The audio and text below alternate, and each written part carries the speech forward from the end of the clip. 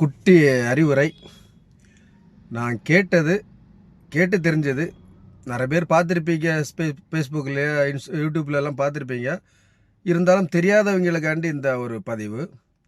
என்னென்னா, ஒரு காட்டுக்குள்ளே ஒரு மனிதன் ஒரு பறவையை பிடிச்சி வச்சுருக்கிறான். அப்போ அந்த பறவை அவங்ககிட்ட சொல்லுதுச்சான், என்ன பறக்க விட்டுரு, உன்னால் நான் 3 அறிவுரை தரேன் அப்படின்னு சொல்லிச்சான். வரம் தரேன்னு சொல்லலை, என்னை விட்டால் உனக்கு 3 அறிவுரை தரேன் அப்படின்னு சொல்லிச்சான். என்னை கையிலேருந்து விடும்போது ஒரு அறிவுரை சொல்லுவேன். அப்புறம் பக்கத்தில் இருக்க கிளையில் இருந்த உடனே ஒரு அறிவுரை சொல்லுவேன். அப்புறம் அந்த கிளையிலிருந்து பறக்கும்போது ஒரு அறிவுரை சொல்லுவேன் அப்படின்னு சொல்லிச்சான். உடனே அவனும் கையை விட்டானான். விட்ட உடனே சொல்லிச்சான், யார் என்ன சொன்னாலும் நம்பக்கூடாது. கடந்த நாளை நினச்சி வருத்தப்படக்கூடாது. ஐயோ நம்ம தப்பு பண்ணிட்டோமே அப்படின்னு சொல்லிட்டு ஒரு ஏக்கம் வரக்கூடாது அப்படின்னு சொல்லிட்டு, அது என்னென்னா பறந்து அந்த கிளையில் போய் இருந்துச்சான். அப்பன்னு சொல்லிச்சான், நீ என்னை விட்டுட்டு என்கிட்ட ஒரு 3 வைரங்கள் இருக்குது, உன் உடம்புல இருக்குது.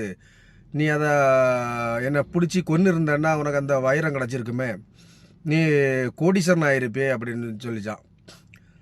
அந்தால அவன் சொன்னானா, ஐயோ தப்பு பண்ணிட்டேனே, உன்னை விட்டுருக்கக்கூடாது, தப்பு பண்ணிட்டே அப்படின்னு சொல்லிட்டு வருத்தப்பட்டானா. சரி போனது போட்டு, எனக்கு கூட இது அவ்வளோந்தான், என்னோட கொடுப்பன அவ்வளோந்தான், விட்டுட்டு என் 3வது அறிவுரை சொல்லு அப்படின்னு சொல்லிச்சான். உடனே அந்த பறவை சொல்லிச்சான், நான் உங்ககிட்ட முதல்ல சொன்னது இதுதான், யார் இதை சொன்னாலும் நம்பக்கூடாது, முடிஞ்சதை பற்றி யோசிக்கக்கூடாதுன்னு சொன்னேன். நான் போனதை நினச்சி தான் நீ வருத்தப்படுறே தவிர அடுத்து என்ன பண்ணணும்னு சொல்லிட்டு நீ யோசிக்கலை. நீ விட்டு போனதை நமக்கு விட்டுட்டோமேன்னு சொல்லிட்டு வருத்தப்படுற அப்படின்னு சொன்னேன். நீ அதை தான் நினச்சிட்டு இருக்கிற. சரி, அப்போ ரெண்டாவது நானே ஒரு சின்ன பறவை, என்கிட்ட இவ்வளோ வைரம் இருக்குன்னு சொன்னோன்னே நீ நம்புகிற.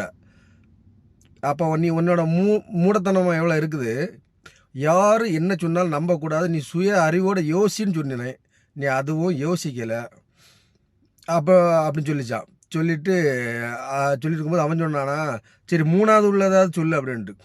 இந்த 2மே தெரியல, அதுக்கப்புறம் 3வது அறிவுரை சொல்லி உனக்கு ஒரு பிரயோஜனம் இல்லை அப்படின்னு சொல்லிட்டு அது பறந்துடுச்சான். எதுவும் யார் என்ன சொன்னாலும், இதுலேருந்து என்ன தெரியுதுன்னா, யார் என்ன சொன்னாலும் நம்பாதீங்க, சுய அறிவு கொண்டு யோசிங்க.